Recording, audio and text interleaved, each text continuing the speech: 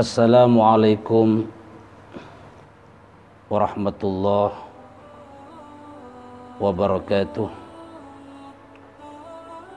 Bismillahirrahmanirrahim. Alhamdulillahi rabbil alamin. Assalatu wassalamu ala ashrafil anbiya wal mursalin, Sayyidina wa habibina wa qurrati a'yunina Muhammadin wa ala alihi wa ashabihi alladhi tamassaku bimanhajil qawim. Subhanaka la ilma lana illa ma 'allamtana innaka antal alimul hakim. Kaum muslimin, kaum muslimat yang dirahmati Allah, para sahabat pencinta dakwah dan penonton setia channel kami, saya doakan mudah-mudahan kita semuanya selalu mendapatkan ridha Allah Subhanahu wa taala, diberi keberkahan, rezeki yang halal, rezeki yang barokah, dan juga doa saya yang sangat diharapkan mudah-mudahan kita semuanya dijadikan oleh Allah Subhanahu wa taala orang-orang yang bertakwa kepadanya. Kaum muslimin, kaum muslimat yang dirahmati Allah di masa pun Anda berada, tanpa terasa Ramadan sudah tinggal beberapa hari. Tanpa terasa puasa yang kita lakukan sudah lebih dari 25 hari. Sudah masuki hari yang ke-25, kemudian masuk nanti 26 sampai 30. Tanpa terasa telah kita lakukan. Mudah-mudahan puasa yang kita lakukan dinilai ibadah oleh Allah Subhanahu wa taala dan betul-betul mengantarkan kita menjadi orang-orang yang bertakwa kepada Allah Subhanahu wa taala. Kaum muslimin, kaum muslimat yang berbahagia, tanpa terasa kita telah melalui beberapa konten, mudah-mudahan bernilai ibadah kepada Allah Subhanahu wa taala. Untuk kali ini khusus konten untuk merespon berbagai komentar, pertanyaan-pertanyaan dari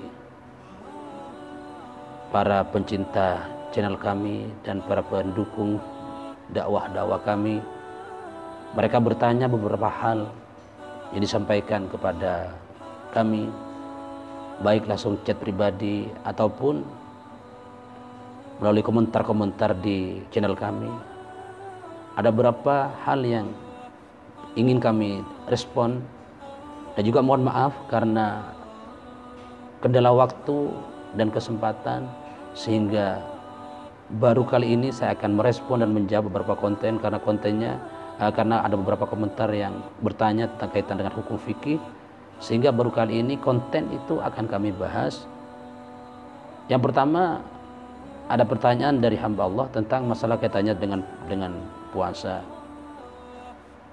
Pertama begini pertanyaannya. Assalamualaikum warahmatullahi wabarakatuh. Waalaikumsalam warahmatullahi wabarakatuh. Mau nanya Ustadz, bagaimana hukumnya, katanya, orang yang di bulan Ramadan dia tiap hari cuman pekerjaannya tidur terus, pagi tidur, siang tidur, bahkan dihiasi dengan tidur terus. Apakah puasanya itu berpengaruh, ataukah puasanya bisa mencetak dia jadi orang bertakwa kepada Allah Subhanahu wa taala? Karena memang ada keterangan katanya bahwa tidurnya orang yang berpuasa itu ibadah dan nafasnya itu adalah tasbih, katanya. Apakah benar seperti itu? Terima kasih. Assalamualaikum warahmatullahi wabarakatuh. Saya jawab yang pertama tentang pertanyaan ini, komentar dari hamba Allah. Memang betul bahwa ada hadis Rasulullah SAW mengatakan bahwa tidurnya orang yang berpuasa itu bernilai ibadah di hadapan Allah Subhanahu wa taala. Tapi hadis itu jangan sampai kita salah memaknai dan salah menafsiri. Jangan sampai hadis itu menjadi motivasi dorongan kepada kita untuk tidur terus.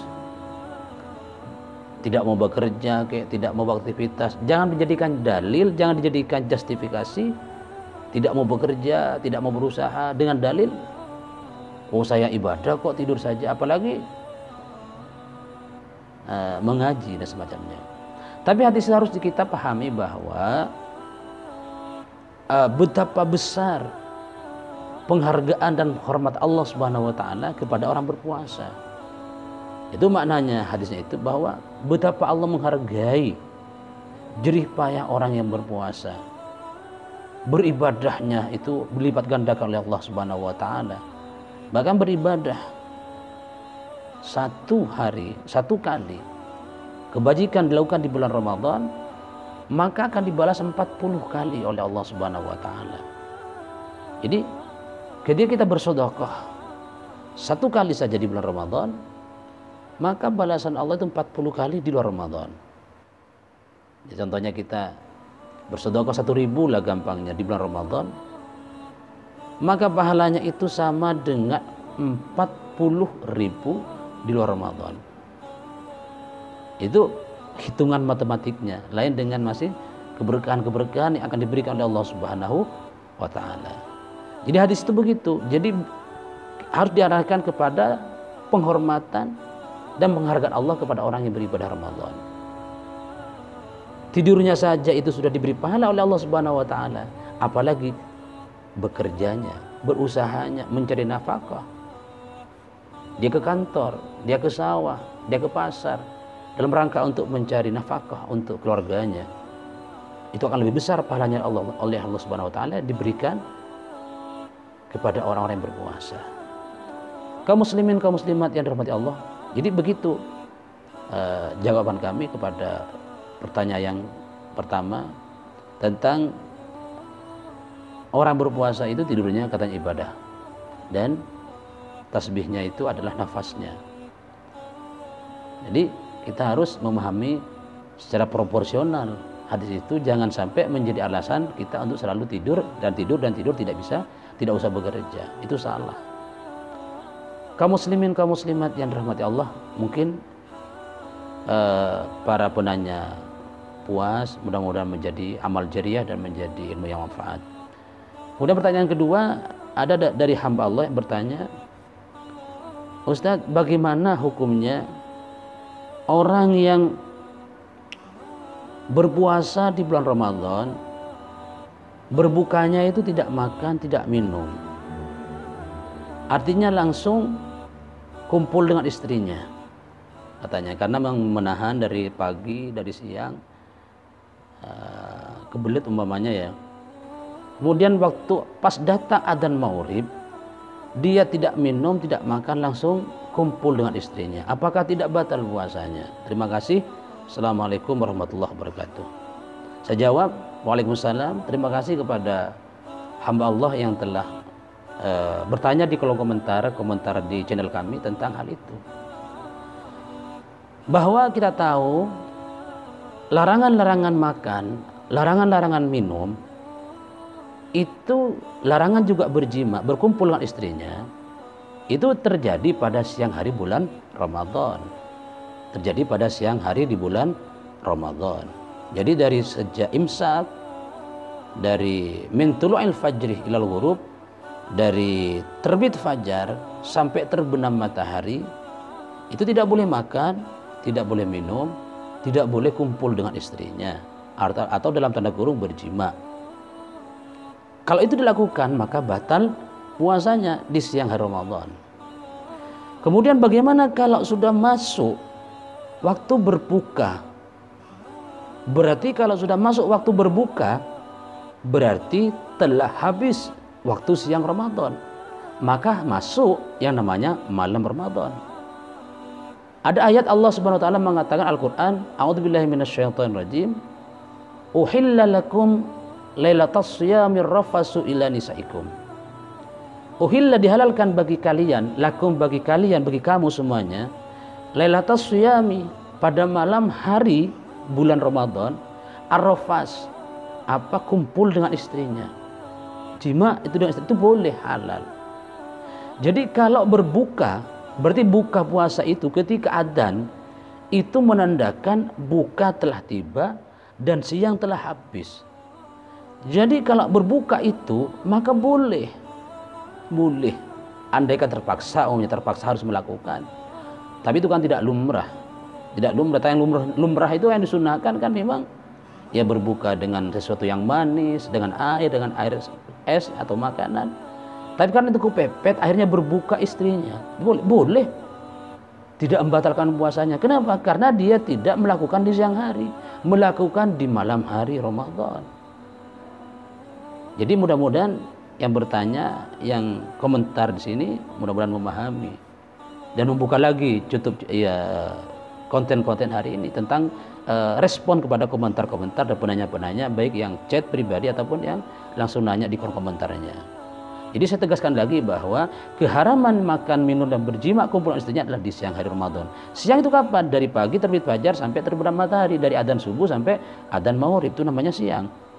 Tapi kalau sudah maghrib datang, adzan sudah datang, berarti hilanglah siang, masuklah malam, maka boleh. Halal, makan boleh. Kenapa boleh? Makan saja boleh, apalagi itu kan seperti itu. Jadi itu pemirsa yang dirahmati Allah Subhanahu wa taala. Kaum muslimin, kaum muslimat yang dirahmati Allah Subhanahu wa taala, ini memang sengaja kita buat kolom komentar, mesti pertanyaannya banyak dan bermacam-macam. Tidak tematis seperti sebelum-sebelumnya. Karena dari awal, dari satu Ramadan sampai sekarang ini rata-rata tematik karena kita membahas khusus edisi Ramadan. Nah, sekarang itu tinggal beberapa hari ke belakang, kita nanti kalau ada waktu kita bahas, merespon beberapa respon dari pertanyaan-pertanyaan dari komentar-komentar itu. Kemudian ada juga komentar pertanyaan yang kedua tentang sholat ini. Ini namanya campur. Tadi masalah jima, kemudian ada masalah sholat dan semacamnya. Kemudian ada yang nanya tentang masalah tidur. Ini kan memang khusus kolom menjawab komentar. Jadi pemirsa yang ada hal-hal yang kurang puas atau kurang jelas dalam konten-konten baik dari pertama sampai yang kemarin 26 itu, silahkan bisa di chat di kolom komentar, bisa ditanyakan. Insya Allah kalau ada waktu nanti saya akan jawab semuanya satu persatu. Kalau tidak ada waktu nanti kita dalam satu konten kita bahas tentang khusus tema itu, bisa dua pertanyaan bahkan 3 pertanyaan sama dengan sekarang ini. Kaum muslimin, kaum muslimat yang dirahmati Allah Subhanahu wa taala. Kemudian pertanyaan yang ketiga, ada yang bertanya tentang masalah sholat. Assalamualaikum warahmatullahi wabarakatuh. Waalaikumsalam warahmatullahi wabarakatuh. Ustadz mau nanya, atau Pak Kiai mau nanya, ini dulu saya ketika belajar di pondok katanya bahwa anggota sujud itu yang harus menempel ke tempat sholat ada 7 macam. Yang pertama adalah dahi atau jidak. Yang kedua adalah 2 telapak tangan. Kemudian yang ketiga adalah lutut kita, 2 lutut. 5 sudah. Kemudian yang ke-6 dan ke-7 adalah jari. Ini jari-jari kaki itu harus nempel. Ini Ustadz, saya sering melihat katanya di masyarakat, kadang-kadang ketika orang sholat itu kakinya kadang-kadang tidak terlalu menempel, tidak dijinjit. Bahkan kadang-kadang diangkat. Bagaimana hukum sholatnya Ustadz? Apa sah atau tidak? Terima kasih dari hamba Allah. Assalamualaikum warahmatullahi wabarakatuh. Waalaikumsalam warahmatullahi wabarakatuh. Terima kasih kepada hamba Allah yang telah bertanya di dalam kolom komentar ini. Begini, bahwa di dalam sholat itu kan ada rukun sholat. Ketika rukun-rukun itu tidak terpenuhi, tidak dilaksanakan atau rusak, maka batal sholatnya. Kemudian salah satu dari rukun sholat, adalah sujud. Sujud itu adalah rukun sholat. Ketika sujudnya tidak benar, maka sholatnya tidak sah. Kemudian di dalam rukun itu sendiri ada syarat-syaratnya, termasuk rukunnya sujud. Jadi ketika rukunnya sujud itu tidak terpenuhi, maka sujudnya tidak sah. Ketika sujudnya tidak sah, maka sholatnya tidak sah. Nah, rukun sujud itu diantaranya adalah anggota a'dha itu yang 7 harus nempel, diantaranya dahi sini harus nempel ini. Nah, disambung dengan ini. Kemudian dahi itu harus nempel kepada lantai, kepada tempat sujud, atau kepada di atasnya sejadah itulah. Tangan ini semuanya ini. Kedua tangan ini harus nempel, tidak boleh ada penghalang. Jadi kalau ada penghalang di sini, maka tidak sah sholatnya. Ini di sini tangan ini harus betul-betul rata nempel begini. Di sini juga harus nempel, tidak boleh ada penghalang. Maka kalau rambut, mohon maaf, kalau rambut terbuka begini, maka ketika sujud maka sholatnya tidak sah. Jadi mudah-mudahan paham pemirsa ini. Kemudian lutut ini harus juga ditekan, tangan tekan juga, hidungnya juga harus nempel juga dengan sininya tuh ini. Hidung ini harus nempel ke tempat sujud. Kemudian yang terakhir adalah telapak kaki, jari-jari kaki ini, jari kakinya harus betul-betul dijinjit begini. Tidak boleh begini posisi kaki itu. Kadang-kadang kita melihat, mohon maaf, karena kalau saya dicontohkan ke pakai kaki, kamera tidak terlihat ini. Mohon maaf, saya contohkan pada tangan saja. Ini ibarat kaki, tangan ini. Jadi ketika sholat, kaki itu jari-jari kaki harus betul-betul menghadap kiblat, harus nekuk begini, harus dijinjit. Jadi harus betul-betul menghadap kiblat. Begini posisinya, mohon maaf. Ini kamera tidak terlalu jelas ya. Tidak boleh begini. Jadi kalau posisi kaki begini artinya ini anggaplah lantai. Cuma nyentuh begini, cuman ujung jarinya menyentuh, maka tidak sah sujudnya. Harus betul-betul begini, semuanya nempel dan harus menghadap kiblat. Dan ini jari-jari kaki harus dijinjit begitu, harus menghadap kiblat. Dan sering terjadi di fakta di masyarakat. Kadang-kadang cuma begini nempel, kadang-kadang cuma tidak nempel juga. Jadi kadang-kadang begini, harus begini ya. Nah, kalau cuma begini maka tidak sah sujudnya. Ketika sujudnya tidak sah, maka otomatis sholatnya juga tidak sah. Kenapa? Karena rukunnya sholat diantaranya sujud. Begitu. Jadi mudah-mudahan memahami dan mudah-mudahan ilmu yang didapat dari channel ini, pengajian di channel ini mudah-mudahan menjadi ilmu yang manfaat dan barokah. Terima kasih saya sampaikan kepada semua pemirsa. Mudah-mudahan kita semuanya dapat ridha Allah Subhanahu wa taala. Terima kasih. Mohon maaf atas segala kekurangan. Hadanallahu wa iyyakum ajmain. Insyaallah kalau ada waktu nanti kita akan bahas semuanya komentar-komentar dari semua penanya. Saya sampaikan sekali lagi, kalau ada yang tidak paham, tidak jelas tentang urusan agama, masalah apapun, silahkan bisa ditanyakan di kolom komentar sebanyak-banyaknya. Insyaallah akan kami jawab semuanya. Mudah-mudahan ada ridho dari Allah Subhanahu wa taala. Akhiran wallahul muwaffiq ila aqwamit thoriq. Wassalamualaikum warahmatullahi wabarakatuh.